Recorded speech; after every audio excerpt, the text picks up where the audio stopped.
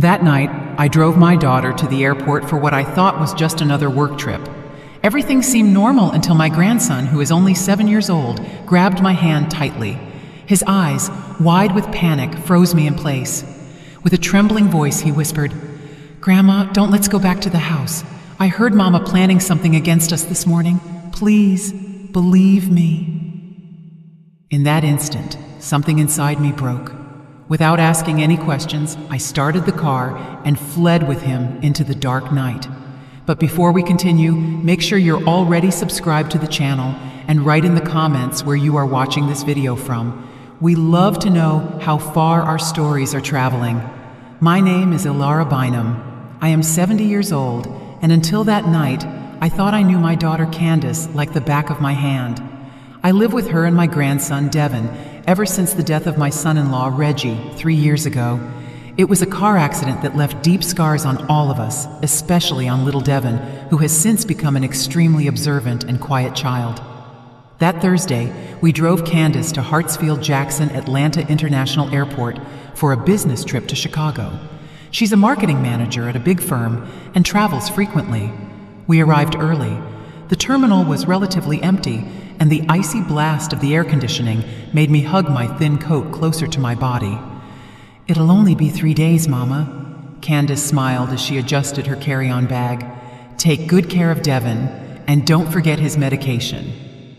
Devin, standing beside me, clutched his dinosaur backpack tightly, watching his mother with intense eyes. He's never been a boy of many words, but that night, he was even quieter than usual. "Everything will be fine, my love. We always make it work, don't we, Devin?" I tried to include my grandson in the conversation, but he just nodded silently. Candace crouched down in front of her son and smoothed the hair falling over his eyes. "Be good for Grandma. Go, Mama, I'll be back soon." She kissed him on the forehead, and Devin remained still, like a small statue. I watched my daughter with a swelling heart. Despite the hardships, she had become a strong, independent woman. After losing her husband, she threw herself into work with even greater determination, perhaps as a way to escape the pain. I admired her resilience, even if I noticed a certain emotional distance growing between us. "I have to go," she said, checking her watch. "Boarding starts in half an hour." We shared a brief hug, a mechanical embrace without much warmth, something that had become common between us lately. She kissed me on the cheek, grabbed her bag, and walked toward the gate. We watched her silhouette move away until she disappeared into the crowd. "Let's go, Devin. It's getting late," I said, taking my grandson's hand. We walked down the terminal corridor toward the parking garage. Devin didn't say a single word the whole way. His silence didn't worry me. It was just his way. Since his father's accident, he communicated more with looks and gestures than with words. The parking garage was poorly lit. Only a few yellow lamps cast shapeless shadows on the concrete floor. Few cars were parked at this hour. I pressed the alarm button and the lights of our old Chevy Impala blinked. I started walking toward the car, gently pulling Devin by the hand. That's when I felt it. A strong, almost violent pull. Devin had stopped suddenly and was gripping my wrist with such force that his small fingernails left marks on my wrinkled skin. I turned around confused. "What is it, sweetie?" I asked, bending down to his level. Devin's face was pale beneath the yellowish light of the pole. His eyes, always watchful, were now wide with pure terror. I had never seen such an expression on his little face. A chill ran down my spine. "Grandma," he whispered, so softly that I had to lean in to hear. "Don't let's go back to the house. Please believe me." I stood there confused, thinking maybe he was afraid of the empty house without his mother. "Don't worry, my love. We'll be fine. Just the two of us for a few days." He shook his head vigorously, gripping my wrist even harder. "No, Grandma, don't go back to the house," he repeated, his voice now cracking. "This morning, I heard Mama on the phone in the home office. She was talking about us." My heart pounded. "What did you hear, Devin?" He swallowed, his lips trembling slightly. He leaned in even closer to my ear. "Mama said, after we fell asleep, that everything was ready. She said, make sure there are no mistakes. The gas has to look like an accidental leak." My blood froze in my veins. I stood paralyzed, staring at those innocent eyes that now carried the weight of a terrible secret. "Please, Grandma." His voice was a shaky thread. "Believe me this time." That last sentence hit me like a slap. I remembered other times Devin had tried to warn me, when he said he saw his mother hiding papers in the office, when he mentioned she had spent all night messing with the kitchen pipes. I had always thought they were just stories from a child trying to get attention. My hands started shaking. I didn't want to believe it. It was impossible that Candace, my own daughter, could be plotting to kill us. But the terror in Devin's eyes was too real. "Okay, baby," I whispered, stroking his pale cheek. "I believe you. We're not going home tonight." The relief in his gaze was immediate and so profound that it dispelled any lingering doubt I might have had. He knew. Somehow, this 7-year-old child had uncovered a horrific plan. I stood up on shaky legs. My mind raced. If what Devin was saying was true, we couldn't just go to a hotel or a friend's house. Candace could trace the credit card. She could call everyone we knew. I got into the car with Devin, helped him buckle his seatbelt, and sat behind the wheel. My hands were shaking so badly, I could barely get the key into the ignition.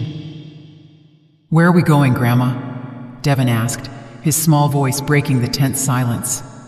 I had no idea. I looked in the rearview mirror at his worried little face and tried to sound confident. "We're going somewhere safe, sweetie. I just need to think for a minute." I started the engine and slowly backed out of the parking spot. We needed time, we needed a plan, and above all, we needed to find out why my own daughter wanted us dead. I drove for almost an hour with no clear destination, just getting further away from our house.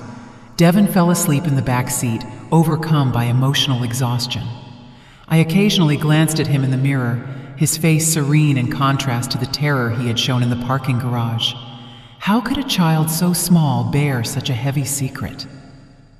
As I drove through the increasingly deserted city streets, my mind worked frantically, trying to connect the dots. Candace had changed in recent months. That was undeniable.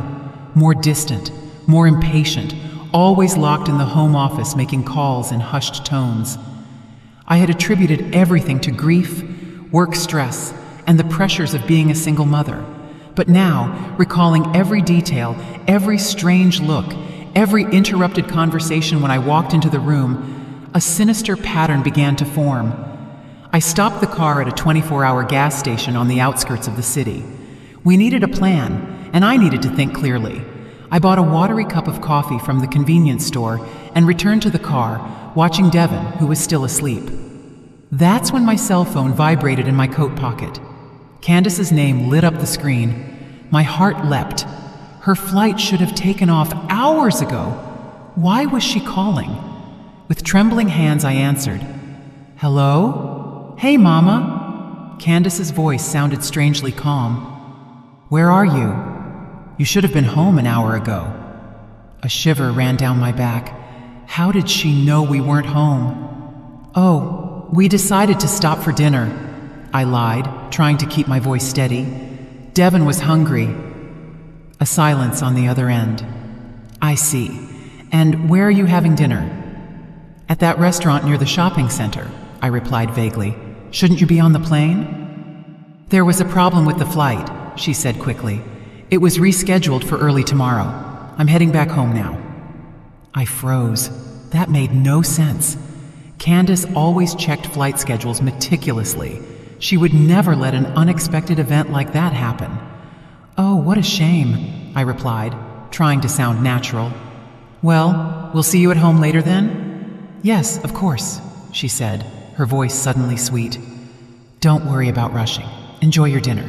I just wanted to make sure you were okay." I hung up and stared at the phone. It was a trap. She was checking to see if we had figured anything out. Maybe she had cameras at the house. Maybe she realized Devin had overheard her that morning. Devin stirred in the back seat, slowly opening his eyes. "Was that Mama?" he asked with a shrewdness that scared me. I nodded, unable to hide the truth from those perceptive eyes. "She said the flight was canceled. She's coming back home." Devin's eyes widened in terror. "She knows, Grandma. She knows we found out." I took a deep breath, trying to control the tremor in my hands.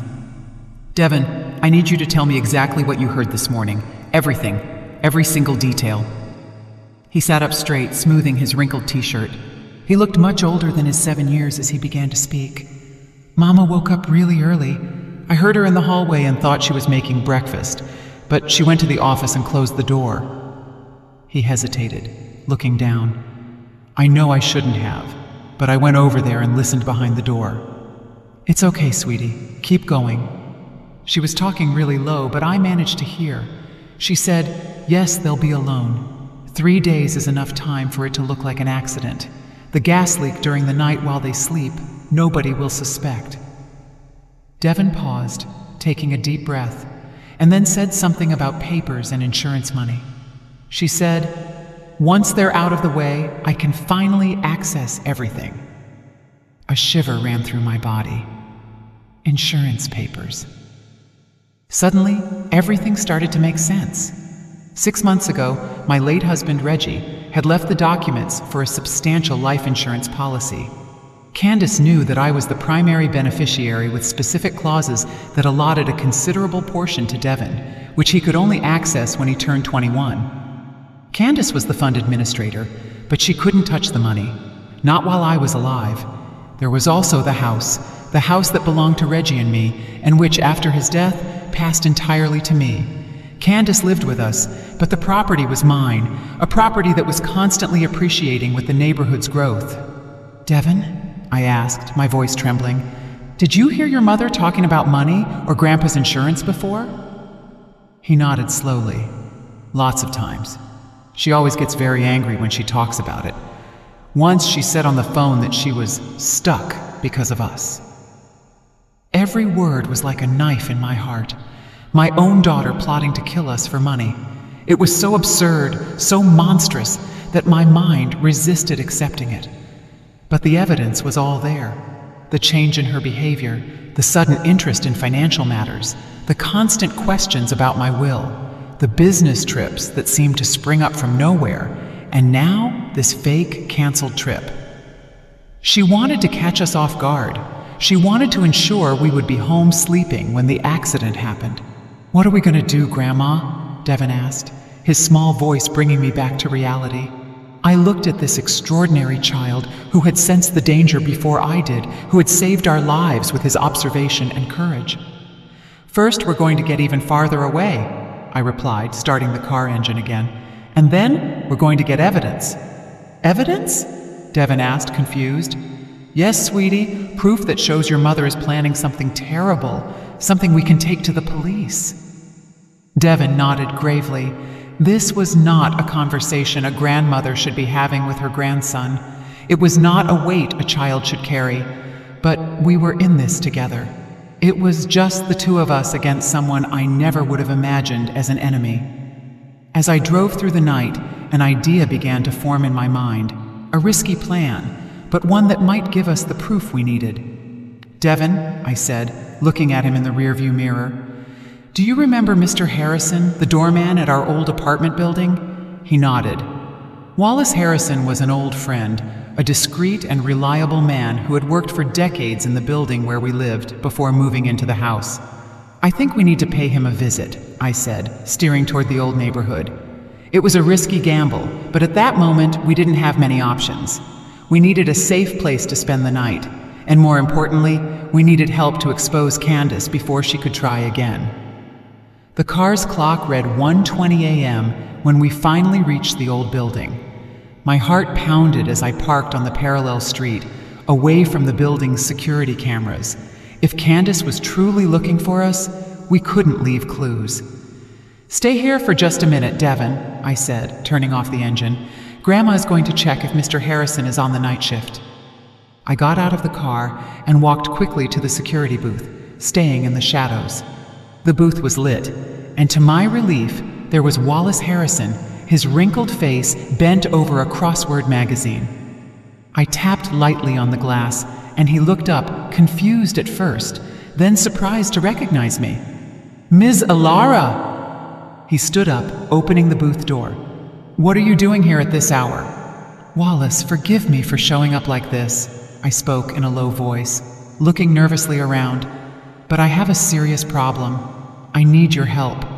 The small staff apartment in the back of the building was simple but cozy. Wallace had lived there since his wife passed away 10 years ago. It was a discreet space with a separate entrance, invisible to anyone who didn't know the building well. Perfect for what we needed, a temporary hiding place. Devon was sitting at the kitchen table, sipping hot chocolate that Wallace had made. The old doorman watched us with concern, still processing the incredible story I had just told him. Ms. Alara, Wallace finally spoke, his grave voice breaking the silence. Are you sure about this? It's a very serious accusation against your own daughter. I sighed heavily. I know, Wallace, it sounds like madness. I don't want to believe it myself. I looked at Devon, who kept his eyes fixed on the cup. But I can't ignore what Devon heard, and there are other signs that I'm only now connecting. Wallace nodded slowly, rubbing his wrinkled chin. He had known our family for decades. He had seen Candace grow up. He had wept at my husband's funeral. What do you plan to do, Ms. Alara? He asked. We need proof, I replied, my mind still working on the plan that had started to form in the car. If we go to the police now, with just the testimony of a 7-year-old and my suspicions, they won't take us seriously. Candace is respected. She has a solid career. They'll say it's just a misunderstanding, or worse, that I'm becoming senile. Wallace frowned, but didn't disagree. He knew I was right. And where do I fit into this story? He asked. I need to go back to the house, I said, feeling Devon tense up beside me. Not to stay, but to look for evidence. I need to know exactly what Candace was planning, and I need Devon to stay here safely while I do that. No, Grandma, Devon exclaimed, putting the mug down on the table with a thud. It's dangerous. Mama might come back. I took his cold little hands in mine. I know, sweetie, but I'm going to be careful. I'm just going to take a quick look in her office to see if I can find any clues. I'll be in and out before she realizes. Devon shook his head, tears glistening in his eyes. I don't want you to go. I don't want to stay alone. You won't be alone, I reassured him. Mr. Harrison will stay with you, and I promise I'll be back soon. You shouldn't go alone, Wallace intervened, worry evident on his face. If what you say is true, it's too risky. I don't have a choice, I replied. If Candace finds out we know something, she can destroy any evidence, or worse, she might try something more direct. I shuddered at the possibilities. I need to act now, while she still believes we suspect nothing. Wallace sighed, running his hand through his gray hair. At least let me drive you there. I'll wait in the car on the corner. If you don't come out in 20 minutes, I'm calling the police. I nodded. It was better than going completely alone. I want to go too, Devon insisted. No, sweetie, I said firmly. It's too dangerous. I need you to stay here, safe. I promise I'll be back. After more insistence, Devon finally gave in, but not before hugging me with enough force to take my breath away. Promise you'll be careful, Grandma, he whispered in my ear. Promise me.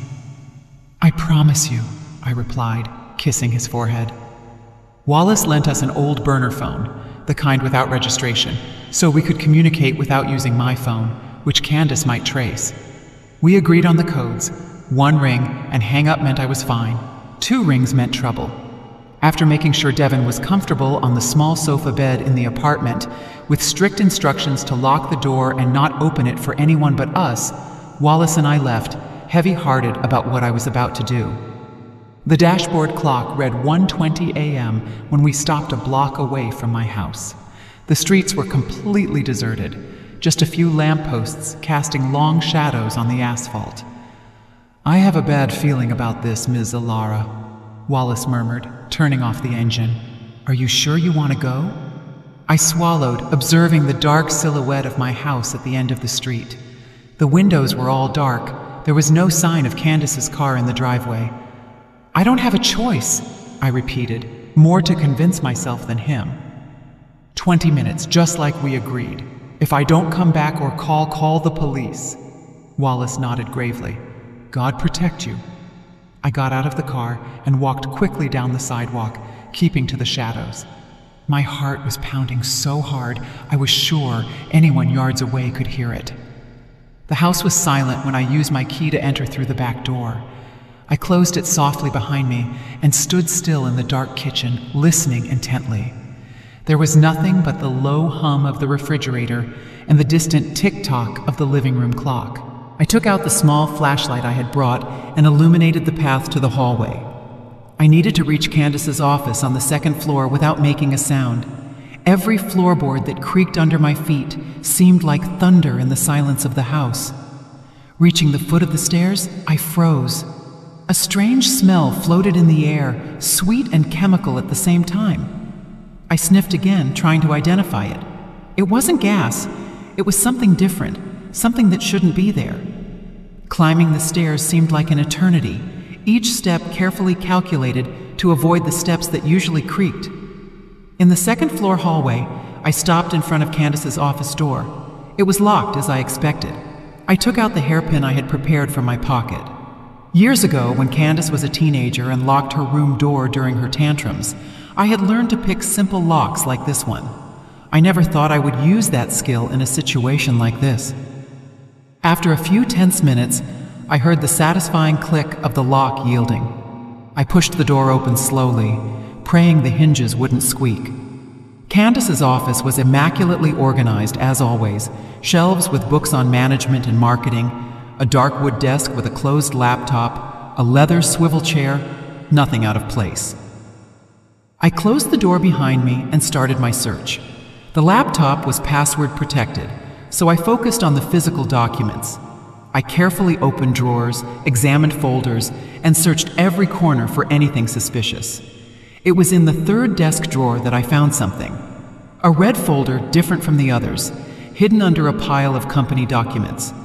Inside were bank statements I had never seen before, accounts and names I didn't recognize, large money transfers to a certain M. Sellers, and most alarming, a copy of my life insurance policy with handwritten notes in the margin about values and payout clauses.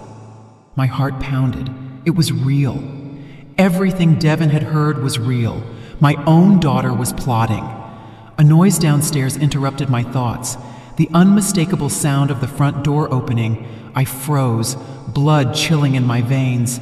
Candace was back. I quickly grabbed my cell phone and dialed Wallace's number. 2 rings, then I hung up. The signal for trouble. Immediately, I photographed the most incriminating documents with the phone's camera. There was no time to examine everything, but I needed evidence. I put the folder back exactly as I found it and hid behind the office door, turning off the flashlight. I heard footsteps on the stairs now, slow and deliberate steps. It didn't sound like Candace's firm, hurried walk. It was more cautious. Adrenaline surged through my veins. I was cornered.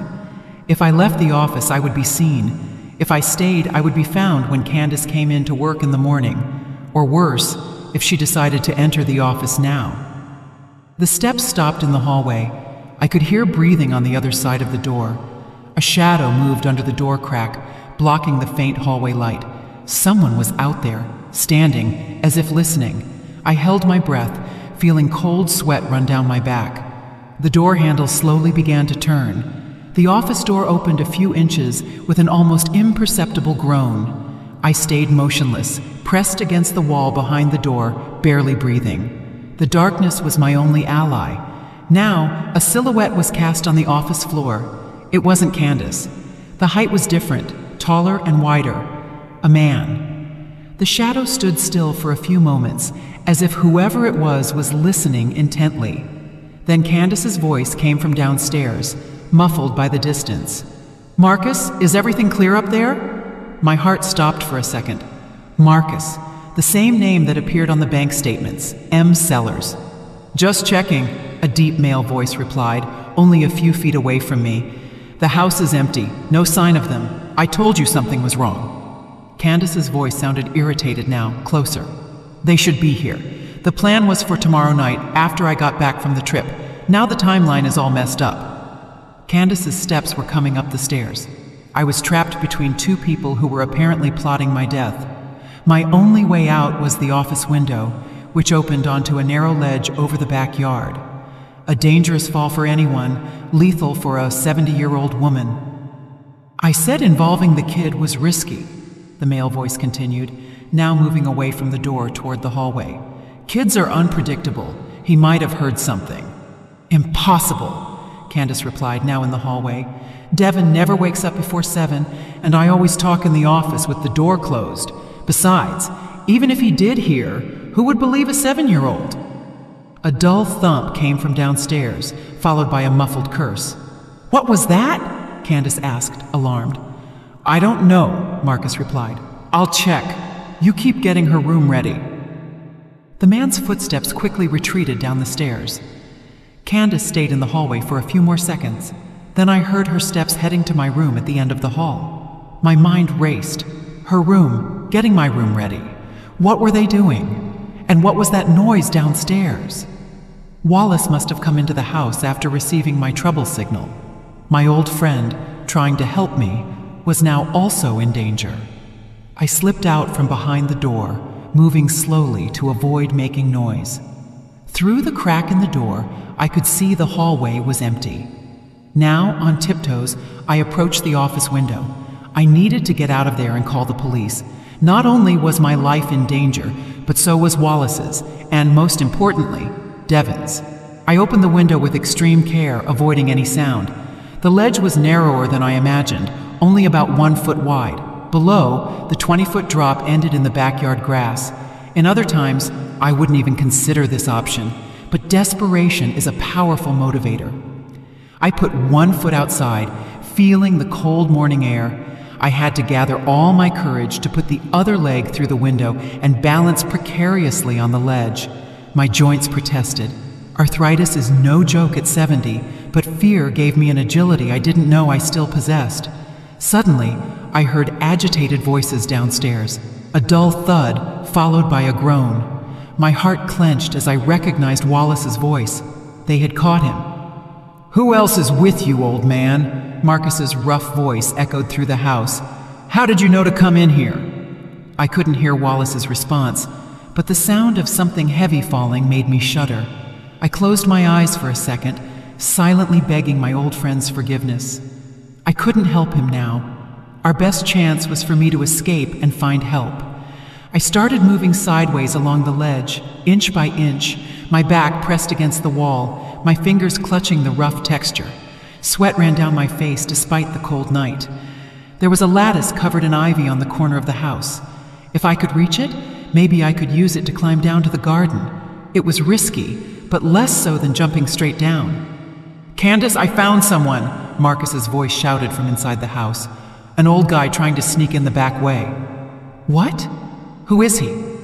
My daughter's voice sounded distant, coming from my room. "He won't talk, but he seems to know your mother. She must be nearby." I froze on the ledge. They knew I was in the house. The search would intensify. I no longer had time for caution. I needed to act. With a surge of adrenaline, I reached the lattice and began to climb down, ignoring the pain in my joints and the scratches from the wooden stakes. I half slipped, half climbed the last few feet, landing awkwardly on the grass with a dull thud that sent a jolt of pain through my left hip. There was no time to mourn. I staggered to my feet and ran as quietly as I could across the backyard toward the low wall that divided our property from the Miller family's house next door. As I scurried through the shadow of the trees, I heard the office window being opened violently. A flashlight beam swept the yard, almost catching me. I ducked behind a bush, holding my breath. "Is anyone down there?" Marcus's voice boomed through the night. "I'm going to check. Keep the old man tied up." I scrambled over the wall with difficulty, falling onto the other side into the Miller's yard. Our elderly neighbors, who fortunately were heavy sleepers and traveling. I ran across their lawn, skirting the house, feeling a sharp twinge in my hip with every step. When I reached the parallel street, I was already gasping for breath. But fear kept me going. I got as far away from the house as possible, running through the shadows until I reached a main avenue where a few bars were still open, with people on the sidewalk. I grabbed the burner phone and dialed 911 with trembling hands. As I waited for someone to answer, I checked the photos I had taken of the documents in the office. The proof we needed was there. "Police, what is your emergency?" The operator's calm voice sounded on the phone. My name is Alara Bynum, I said, trying to control the tremble in my voice. I need to report an attempted murder. My daughter is plotting to kill me and my grandson for insurance money. She has an accomplice, and they just captured a friend of mine who tried to help me. There was a pause on the other end. I could imagine what the operator was thinking. Just another paranoid old woman imagining conspiracies. "Ma'am, where are you right now?" he asked, his tone professional but cautious. "On the I-85 service road, near the 500 block. I'm running from my house. Please, I need you to send patrols to 237 Magnolia Lane. My friend Wallace Harrison is in mortal danger." "Do you have any proof of these accusations?" "I have photographed documents and a witness, my 7-year-old grandson, who heard my daughter planning everything." I hesitated, then added, "I know it sounds crazy, but it's true. Please, there's no time to lose." As I spoke, a patrol car passed slowly down the avenue. I waved frantically, still holding the phone to my ear. To my relief, the patrol car stopped. 2 police officers got out, approaching with cautious expressions. "The police are here," I told the operator. "I'm going to explain the situation to them." The next few minutes were a blur. I quickly explained the situation to the officers, showing them the photos of the documents on the phone. I mentioned Devin, safe in Wallace's apartment, and Wallace's own situation, possibly injured and held hostage in my house. Something in my urgency, or the evidence I presented, must have convinced the police.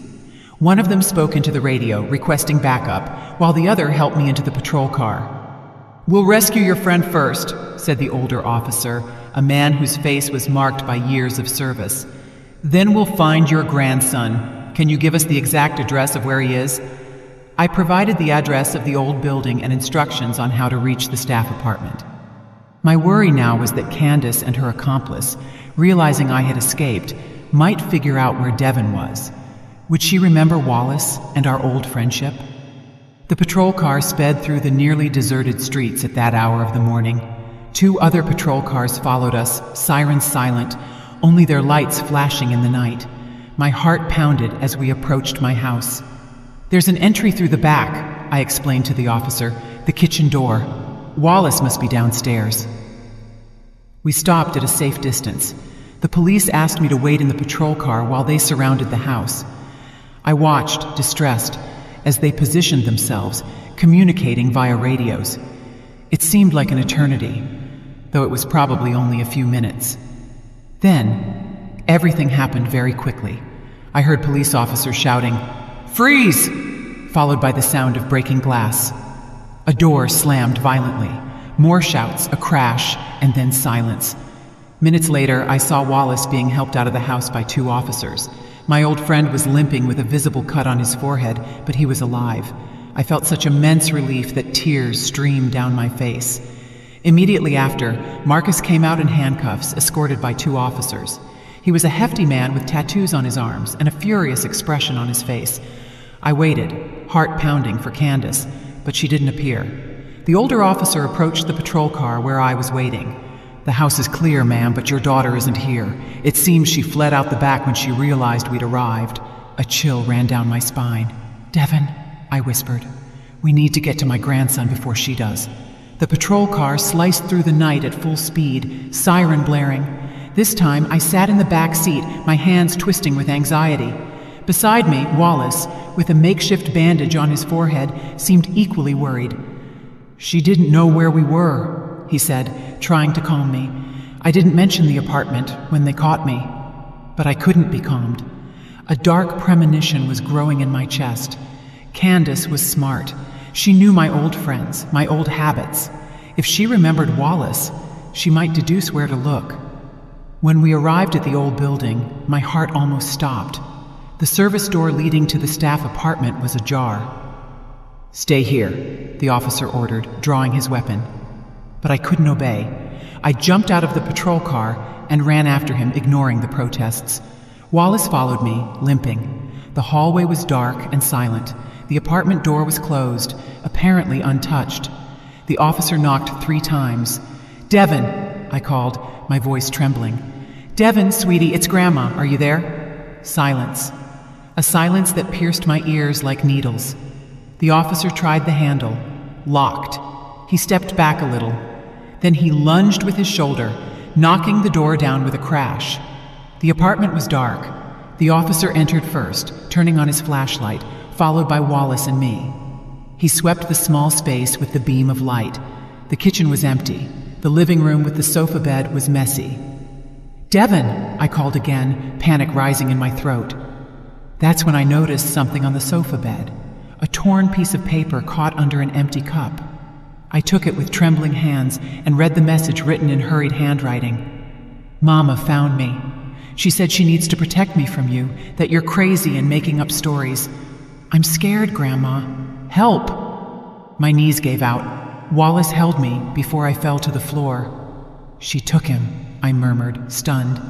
"Candace took Devin." The officer immediately radioed, reporting the kidnapping of a child. Within minutes, an operation was being mounted. Descriptions of Candace, her car, and Devin. Roadblocks on the city's exits. Alerts on highways and at the airport. But I knew it wouldn't be easy. Candace was meticulous. She had been planning this for months. She certainly had escape routes prepared, perhaps fake documents, and she knew Devin better than anyone. She knew exactly what to say to make him cooperate, even if only temporarily. I was taken to the precinct along with Wallace, where we gave detailed statements. I showed the photos of the documents, recounted everything Devin had heard, and explained about the life insurance and Candace's growing greed. The sergeant, a middle-aged man with deep bags under his eyes, listened to everything attentively. Contrary to what I feared, he didn't treat me like a confused old woman. The evidence was too strong, especially after the accomplice, Marcus's statement, began to corroborate my story. "He's cooperating to reduce his own sentence," the sergeant explained. "He confirmed that your daughter hired him to simulate a gas leak that would kill you and your grandson in your sleep. He was to be paid with a portion of the insurance money." I felt nauseous, hearing the confirmation of that macabre plan. "And what about Devin?" I asked, my voice breaking. "Do you have any leads yet?" The sergeant hesitated. "Not yet, but we're monitoring all routes out of the city. Your daughter won't get far." But I wasn't so sure. The hours passed, and every minute without news increased my anguish. Sitting in the precinct waiting room with an untouched cup of tea, I felt myself aging even more rapidly. Wallace was beside me, silent, occasionally squeezing my hand in solidarity. His face showed worry, but also determination. "We'll find him, Ms. Alara," he said after a long silence. "Devin is a smart kid. He'll find a way to leave us clues." I nodded, trying to cling to that hope. Devin truly was extraordinary. His perception and intelligence had already saved us once. Perhaps they could save him now. That's when I remembered something I had overlooked, something Devin had mentioned days ago, something about Candace and a special place. "Wait," I said, sitting up straight in the chair. "I think I know where she might have taken Devin." Wallace and the officer who was passing by the room looked at me expectantly. 2 weeks ago, Devin mentioned that Candace took him to see a surprise house, a place in the country a few hours from the city. He was excited because there were animals and a lake. At the time, I thought it was just a day trip. The sergeant was called immediately. I explained my suspicion. Candace might be preparing this place as a safe house where she would flee after the accident that would kill us. "Do you know where this property is located?" the sergeant asked. "Not exactly. Devin mentioned it was near a small town. I think the name was something like Willow Creek or Cedar Ridge, something like that. It wasn't much, but it was a clue. Investigators began checking property records recently acquired or rented in towns with those types of names, within a radius of a few hours from the city. Meanwhile, I received alarming news. Candace's car had been found abandoned at a gas station on the highway heading west. She had probably switched vehicles. The search was getting complicated. The clock on the precinct wall read 5:30 in the morning. Outside, the sky was starting to lighten slightly. I hadn't slept for almost 24 hours, but adrenaline and fear kept me alert. That's when my phone, which had been returned after forensics examined the photos, vibrated in my pocket. An unknown number. I answered, my heart pounding. "Hello, Grandma?" Devin's small, scared voice made my heart jump. "Devin, sweetie, where are you? Are you okay?" "I'm okay," he whispered. "Mama's sleeping right now. I found her phone and hid it to call you." "You are so brave, my love," I said, trying to keep my voice calm as I frantically signaled to the sergeant, who quickly called a technician to trace the call. "Can you tell me where you are?" "It's a house in the country. It has a lake and lots of trees. We came by car, but it was a long drive, and I slept a little. When I woke up, we were already here. Do you see any sign? Any name nearby?" "I can't look out the window right now. Mama might wake up." His voice trembled. "She's different, Grandma. She says weird things. She says you want to hurt us." "Don't believe her, sweetie. I'm doing everything to find you." There was a silence, then a sound of movement. When Devin spoke again, his voice was even quieter. "There's a mailbox at the entrance. It says Riverwood Ranch, Highway 142. My heart pounded. It was the clue we needed. "Devin, you are amazing," I whispered. "Now listen closely. Find a safe place to hide. The police are on their way, but it might take a little while. You need to stay away from your mother. Do you understand?" "I understand. There's an old barn behind the house. I'm going to hide there." "That's it, sweetie. And Devin," I hesitated, feeling my throat tighten, "I love you so, so much. Everything is going to be all right." "I love you too, Grandma," he whispered. Then in an even quieter tone, "She's moving. I have to hang up." The call dropped. I jumped to my feet, relaying the information to the sergeant. Within minutes, an operation was organized. The state highway heading west had several ranches and properties near Highway 142, but a place called Riverwood Ranch would be easy to locate. "You must stay here," the sergeant said as the officers prepared. "We'll go get your grandson and arrest your daughter." But I couldn't just wait. Devin was alone, facing the terror of discovering that his own mother was capable of harming him and his grandmother. He needed to see a familiar face when he was rescued. "I'm coming with you," I said in a tone that admitted no discussion. "I can wait in the patrol car, far from the danger, but I need to be there for Devin." After some resistance, the sergeant agreed on the condition that I remain a safe distance away until the situation was controlled. Wallace insisted on accompanying me despite his injuries. "I promised the boy I'd protect him," he simply said. And so, at the first light of dawn, we set off westward in a caravan of patrol cars.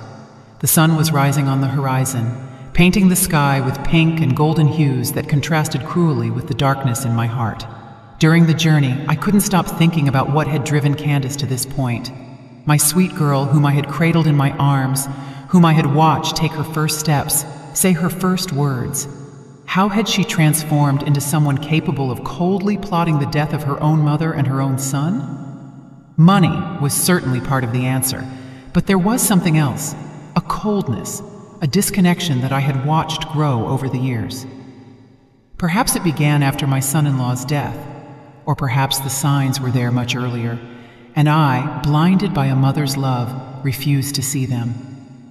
These bitter reflections accompanied me throughout the journey as I watched the urban landscape gradually give way to fields and small rural properties. When we finally reached Highway 142, my heart was in my throat.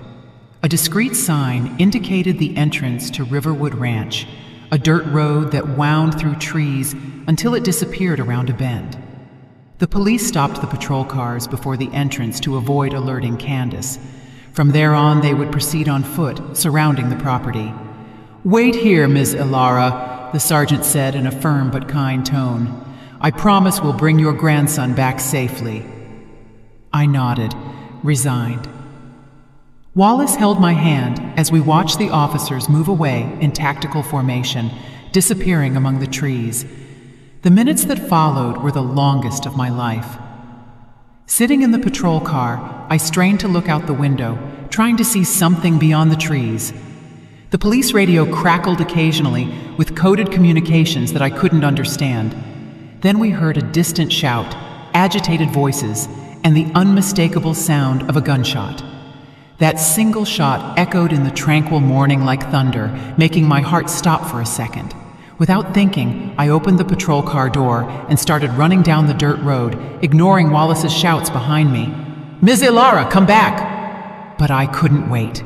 Devin was in there, my grandson, my light, the only person who truly mattered. I ran, as I hadn't run in decades, ignoring the pain in my injured hip and my gasping breath. Age seemed to have vanished, driven by the adrenaline of fear. Wallace came limping behind me, trying to catch up. Rounding the bend in the road, I saw the house, a simple two-story structure with a wooden porch. About 100 yards behind it was an old barn, exactly as Devin had described. Police officers were positioned around the property, weapons drawn. There was movement on the porch. I squinted, trying to see better, and felt my blood run cold as I recognized Candace. She was pale, disheveled, almost unrecognizable in the fury that distorted her face. In one hand, she held something that gleamed under the morning sun, a gun. And with the other arm, she was holding Devin in front of her, like a human shield. "Nobody come closer!" she screamed, her voice cutting shrilly through the air. "Or I swear I'll shoot!" The sergeant was positioned a few yards from the porch, partially protected by a tree. "Miss Candace, drop the weapon and let the boy go," he spoke in a firm but calm tone. "There is no way out of here. The house is surrounded." "You don't understand," Candace shrieked, her voice cracking. "She stole everything from me. My father left that money for me, not for her. She never let me touch anything, always controlling, always dictating how I should live." I stood paralyzed a few feet away, hidden by the patrol car parked further up. Her words hit me like stabs. This is how she saw me, as a controller who deprived her of what was rightfully hers. Devin was pale, his eyes wide with terror, but strangely calm. His eyes scanned the surrounding area, as if looking for an escape route. Even in that extreme situation, my grandson maintained the presence of mind that characterized him. "Your father left the money for all of us," the sergeant replied, trying to buy time. "I'm sure we can resolve this without anyone getting hurt." "Lie!" Candace tightened her arm around Devin. "She manipulated the will. She always manipulated everything, and now she's making me look crazy, making up stories that I want to kill her." Wallace finally reached me, gasping. He grabbed my arm, preventing me from advancing further. "Don't expose yourself," he whispered. "The police know what they're doing." But I couldn't stand still. With every second that passed, the situation seemed more volatile. Candace was visibly unstable, her eyes wide and wild, the hand holding the gun trembling slightly. That's when I noticed Devin looking directly toward the barn behind the house. His eyes darted back and forth as if trying to communicate something to me. I followed his gaze and noticed an officer silently positioning himself behind the barn, moving to flank the house. I understood what Devin was doing. He was consciously distracting his mother, keeping her focused on the front of the house, while the police positioned themselves behind. Even in that terrible situation, my 7-year-old grandson was cooperating with the police, showing a courage and intelligence that left me speechless. "Candace," I called, taking a step forward, ignoring Wallace's desperate pull on my arm. She turned sharply, the gun pointed in my direction. Her eyes widened when she saw me. "You," she hissed. "How did you escape? You should be dead in the fire." "There was no fire, Candace," I replied calmly, taking another step. The police tensed but did not interfere, realizing I was buying time. "Your plan failed because Devin overheard everything. He saved our lives." Candace's face twisted into a mix of rage and disbelief. She looked at Devin, who held her gaze without blinking. "You," she whispered to her son, "you betrayed me." "He didn't betray anyone," I said, continuing to advance slowly. "He just protected the person he loves, just as I always tried to protect you." "Protect?" She laughed, a jarring, almost hysterical sound. "You suffocated me, always controlling my life, my money, my dreams. When Dad died, that money should have been mine." "The money was never the problem, Candace," I replied, keeping my voice steady despite my racing heart. "Your father wanted you to live on your own merits, not dependent on an inheritance. He loved you. I love you. "Lie!" she screamed, the hand holding the gun visibly shaking. "If you loved me, you would have given me what was rightfully mine." In that moment, I realized that nothing I said would convince her. Greed and resentment had corroded her mind for years, perhaps decades, transforming her into someone I barely recognized. "Let Devin go," I pleaded, now only a few feet from the porch. "He has nothing to do with this. It's between you and me." I saw a flash of something, hesitation, perhaps even guilt, cross Candace's face. For a brief moment, it seemed she considered my plea. It was in that instant that Devin acted. With a quick movement that took everyone by surprise, he bit the arm holding him and lunged sideways, rolling off the porch. Everything happened in a matter of seconds. Candace screamed in pain. The gun fired, the shot going wild into the air, and police officers advanced from every direction. I ran the last few feet to the porch, ignoring the police officers' shouts to stand clear. All I could see was Devin, huddled next to the railing, trembling. I reached him at the same moment the police officers tackled Candace, forcing her to the ground and handcuffing her. She screamed and struggled, unrecognizable in her fury. I hugged Devin with all the strength I had left, feeling his small body tremble against mine. He was alive. He was safe. "Grandma," he whispered, clinging to me. "You came." "I will always come, my love," I replied, tears finally rolling freely. "Always." Over Devin's shoulder, my eyes met Candace's as she was led away by the officers. For a moment, mother and daughter looked at each other across the insurmountable chasm that now separated us. There was no longer rage in her eyes, only a desolate emptiness. The woman I had known, my daughter, seemed to have completely disappeared, leaving only a shell of what she was. And then she was gone, taken to the patrol car. I focused entirely on Devin, on the miracle of having him safe in my arms. The sun now shone high in the sky, illuminating my grandson's tear-streaked face. I ran my hand through his hair, amazed by his courage. "How did you know she was planning that?" I asked softly, when we were sitting in the ambulance that had arrived to check us. "How did you manage to figure out her plan?" Devin bit his lower lip, thoughtful. "I always wake up early, Grandma. Mama thinks I sleep in, but I actually just stay still in bed, thinking." I smiled, stroking his face. So observant, so attentive to everything. "That morning, I heard her on the phone," he continued. "She was talking differently, like she was mad but trying not to show it. I went to the hallway and listened by the office door. The paramedic finished checking Devin's vital signs and gave us some privacy, moving away to talk to the police. She talked about the gas and about us sleeping." Devin lowered his voice. "And she said she wanted Grandpa's money, that she was tired of waiting, and that it was going to look like an accident." He looked at me, his eyes suddenly older than his age. I knew no one would believe me if I told them. Adults never believe kids when it's something important. That last sentence broke my heart. How many times had he tried to warn me before with small observations that I had dismissed as childish imagination? "But I believed you at the airport," I said softly. A small smile lit up his face. "Yes, you believed me when it mattered." I hugged him again, feeling immense gratitude for this small being whose extraordinary perception had saved us. The sergeant approached us, his face showing a mix of relief and concern. "Devin and you need to go to the hospital for a full checkup," he said. "Afterward, we'll need detailed statements, but that can wait a little." I nodded, grateful for his sensitivity.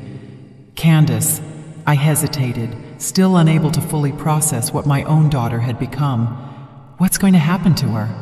"She'll face serious charges," the sergeant replied, keeping his voice low so Devin wouldn't hear all the details. "Attempted aggravated murder, kidnapping a minor, illegal possession of a firearm, among others. With the accomplice's testimony and the evidence you collected, the case is quite solid." A profound sadness engulfed me. Not for the Candace of now, the person who pointed a gun at me and used her own son as a shield, but for the girl she had been, for the daughter I had raised with so much love. "Can I see her before they take her away?" I asked, surprising even myself. The sergeant hesitated, assessing my state. "Are you sure?" "I'm sure," I replied firmly. "I need that closure." He nodded slowly. "I'll check, but it will be brief and supervised." I turned to Devin, who was observing our conversation intently. "Sweetie, I need to talk to your mother for a minute. Will you be okay here with Mr. Harrison?" Devin hesitated, a flash of fear crossing his face. "She's not going to hurt you again?" "No," I reassured him. "There are police everywhere. We're safe now."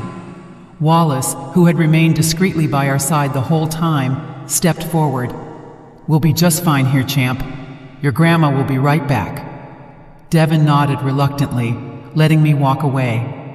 The sergeant led me to one of the patrol cars parked in the shade of a tree. Candace was sitting in the back seat, hands cuffed, her gaze lost in space. When I approached, her eyes slowly focused on me. There was no longer fury in them, just an immense weariness and something that seemed, for an instant, like shame. "Can I talk to her?" I asked the officer guarding her.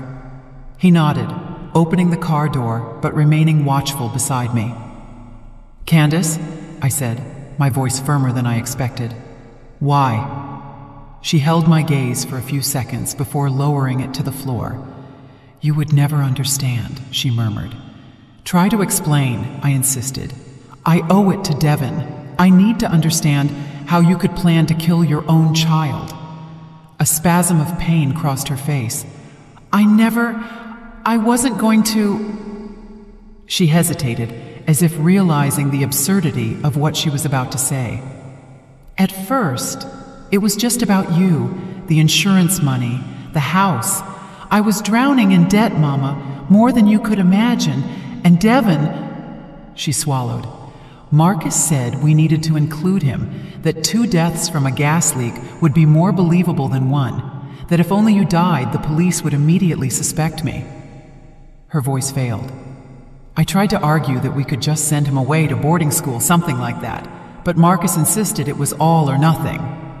"And you agreed," I said, not as a question, but as a painful realization. Candace didn't respond. Her silence was more damning than any confession. "Do you realize what you did? What you almost did?" My voice now trembled with contained emotion. "Devin is going to grow up knowing his own mother plotted his death for money. What kind of scar will that leave on him?" Tears began to stream down Candace's face, tears I couldn't tell if they were of genuine remorse or just self-pity. "I wasn't thinking clearly," she whispered. "The debt, the pressure, it seemed like the only way out." "There is always another way out," I replied. "You could have told me about the debt. We could have sold the house, used part of the insurance money legally. I would have helped you. You would have controlled me, just like you always did," she retorted, a flash of the old bitterness returning. "You would have dictated how and when I could use the money." I sighed, realizing it was useless. The distorted version Candace had of me, of our relationship, was deeply rooted in her mind. Perhaps it had always been there, growing silently while I believed we were close. "You're going to need help, Candace," I finally said. "Not just lawyers, but doctors. There's something broken inside you that money could never fix." She looked at me, her face a mask of defeat. "And Devin?" "Devin will stay with me," I replied firmly. "I will do everything in my power to help him overcome this, to help him understand that what you did does not define who he is." Candace nodded slowly, as if that was expected. "You'll be a good mother to him," she said softly. "Better than I ever could be." It was the closest thing to an admission of conscience I would see from her that day. The officer indicated that our time was up. I stood up, feeling strangely lighter, as if a weight had been lifted from my shoulders. "Goodbye, Candace," I said, looking one last time at the woman my daughter had become. "I hope you find peace someday." I turned my back and walked toward Devin and Wallace, who were waiting for me by the ambulance. I didn't look back as the patrol car drove away, carrying Candace to a future of trials, sentencing, and, I hoped, treatment. Devin ran toward me as soon as he saw me, hugging my legs. "Are you okay, Grandma?" I crouched down, meeting his eyes. "I am, sweetie. Are you?" He nodded gravely. "I'm sad, but relieved. It's weird to feel both at the same time." "No, my love." I smiled, moved by the emotional maturity of this extraordinary child. "That is perfectly normal."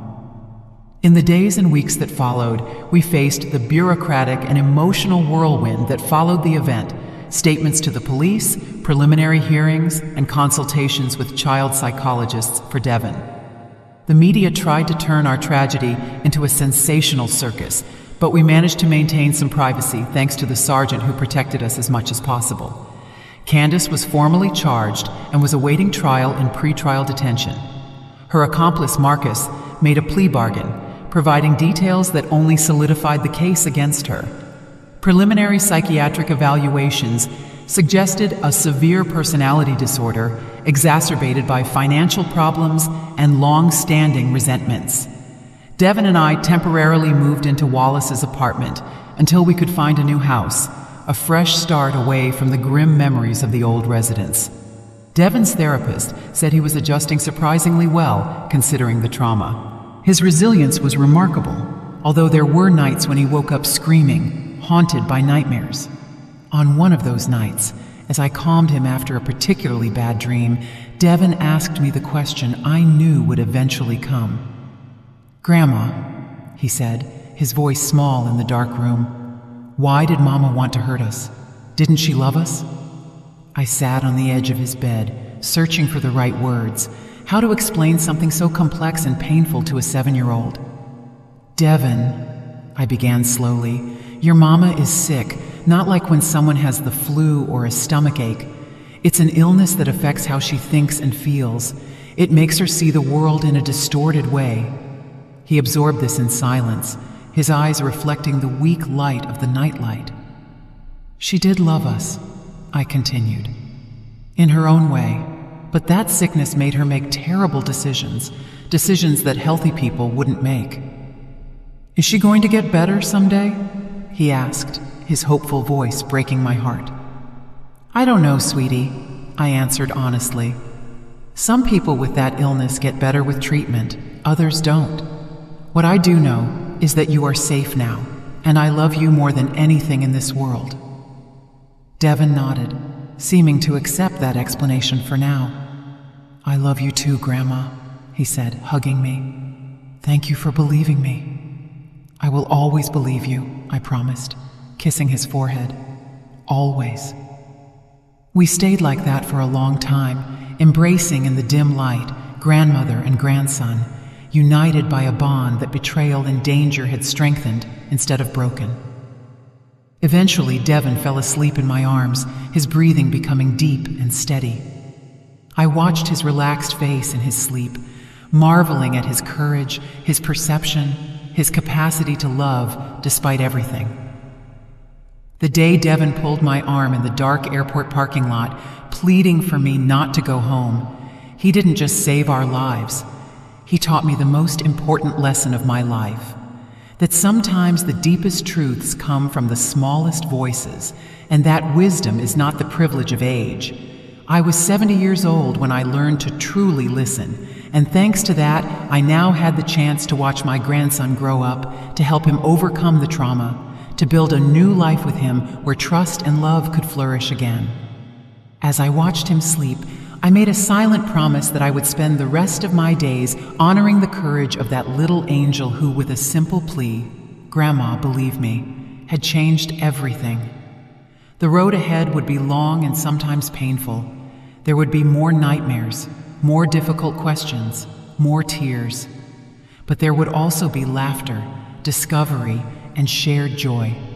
And above all, there would be truth between us, the most solid foundation upon which to rebuild our lives.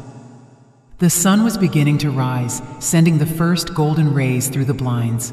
A new day, a new beginning. I adjusted the blanket over Devin and, careful not to wake him, slipped quietly out of the room. In Wallace's small kitchen, I made a cup of coffee and sat at the table, watching the city wake up outside. I thought about all the mornings to come, all the days Devin and I would have together. I also thought about Candace, alone in her cell, confronting the consequences of her choices. The pain was still there. It probably always would be, but alongside it, something new was growing. Hope. Hope that one day, Devon could look back and see not only the betrayal that almost cost us our lives, but also the moment he found his voice and his courage. Hope that together we could transform that terrible night into the start of something beautiful, not an end. Because deep down, that's what mattered. Not how stories begin, but how we choose to continue them. And ours, mine and Devon's, was just on the first chapter. You know, when I think back to that night, I realize something powerful. Sometimes the smallest voices carry the biggest truths.